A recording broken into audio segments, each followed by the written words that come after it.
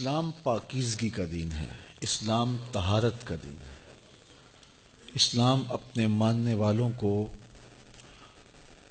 پاکیزہ اور صاف ستھرا دیکھنا چاہتا ہے، اور اس کے لیے ہمیں نظام کیا دیا گیا۔ رسول کریم صلی اللہ علیہ وآلہ وسلم نے اسلام کا خوبصورت چہرہ پیش کرتے ہوئے ارشاد فرمایا، الطہور شطر الایمان، طہارت آدھا دین ہے، آدھا ایمان ہے۔ مسجد میں ایک شخص حاضر ہوا تو اس کے بال بکھرے ہوئے تھے، پراگندہ صورت تھی، تو حضور نے فرمایا اسے نکال دو باہر۔ راوی کہتا ہے حضور کی مراد یہ تھی کہ یہ جائے اور اپنے بال سنوار کے آئے، اور وہ گیا اور جا کے اس نے اپنے بال سنوارے اور پھر آیا، کیونکہ میرے حضور نے ارشاد فرمایا من کان لہ شعر فلیکرمہ، جو بال رکھے اس کے اوپر لازم ہے کہ ان کو سنوار کے رکھے۔ بالوں کا سنوارنا کیا ہے کہ ان میں تیل لگایا جائے، ان میں کنگھی کی جائے۔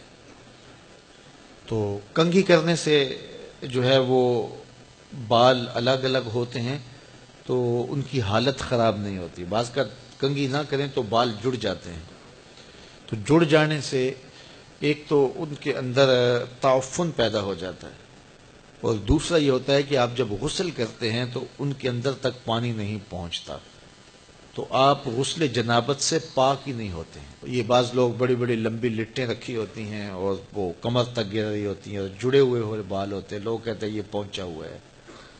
ایسا گندا بندہ کیسے پہنچ سکتا ہے؟ اسلام تو دینی صفائی کا ہے، اسلام تو دینی طہارت کا ہے، اسلام تو پاکیزگی کا دین ہے، اور شریعت نے ہمیں مردوں کو کندھوں سے نیچے بال رکھنے سے منع کیا ہے۔ تو کوئی ملنگ، کوئی بابا اس طرح بال رکھے ہیں، جوٹے ہیں، کسی دربار پہ بیٹھا ہے اور لوگ سمجھتے ہیں کہ پتہ نہیں یہ کہاں پہنچا ہوا ہے۔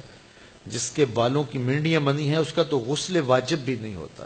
تو اسلام طہارت کا دین ہے، ہمیں پاکیزگی کا درس دیا ہے۔ لوگوں میں جانے کے لیے اپنے آپ کو خوشبو لگا کر کے اچھے ماحول کے ساتھ لوگوں سے ملو۔ حضرت انس بن مالک جاتے تھے نا لوگوں میں، تو چونکہ یہ 10 سال حضور کے خادم رہے تو آپ کا لوگ ہاتھ چومتے تھے کہ ان ہاتھوں نے رسول اللہ کو چھوا ہوا ہے، تو حضرت انس اپنے ہاتھ پہ خوشبو لگا کے جایا کرتے تھے۔ اللہ اکبر۔ تو اس طرح مسجد کے اندر لہسن کھا کے آنے سے، پیاز کھا کر کے آنے سے، وہ چیزیں جن میں بدبو ہوتی ہے ان کے کھا کر آنے سے روکا گیا ہے۔ کیوں؟ اس لیے کہ ساتھ والے بیٹھے شخص کو کوئی تکلیف نہ پہنچے۔ تو یہ ہمارا دین ہمیں سکھاتا ہے۔ حد سے اصغر سے اپنے آپ کو نکالنے کے لیے وضو کریں، حد سے اکبر سے نکالنے کے لیے غسل کریں۔ اگر غسل واجب ہو گیا ہے تو پھر آپ فوراً غسل کریں، اور اپنے اعضاء کی پاکیزگی کا خیال رکھیں۔ مسواک کے تسلسل سے آپ کے دانت بھی صاف رہیں گے، آپ کے معدے پر بھی اس کے اچھے اثرات مرتب ہوں گے، اور آپ کے منہ میں کوئی نامناسب سمیل بھی پیدا نہیں ہوگی۔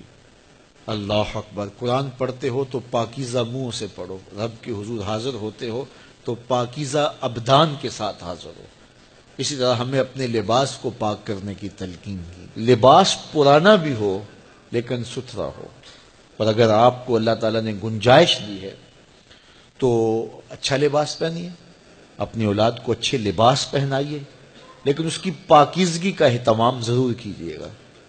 اور حضور نے ارشاد فرمایا استنزہوا عن البول فإن عامۃ عذاب القبر منہ، پیشاب کے چھینٹوں سے بچو، اس لیے کہ عام طور پہ عذاب قبر پیشاب کے چھینٹوں کی وجہ سے ہوتا ہے۔ اور مجھے بتاؤ جو شخص نماز نہیں پڑھتا وہ پیشاب کے چھینٹوں سے بچ سکتا ہے؟ بمشکل۔ تو اس لیے پیشاب کے چھینٹوں سے بچنے کی تلقین کی۔ تو ہمارا اسلام، ہمارا دین ستھرائی کا دین ہے، پاکیزگی کا دین ہے۔ تو اپنے بدن کی پاکیزگی سے لے کر کے اپنے ماحول کی پاکیزگی تک میں اور آپ کوشاں ہو۔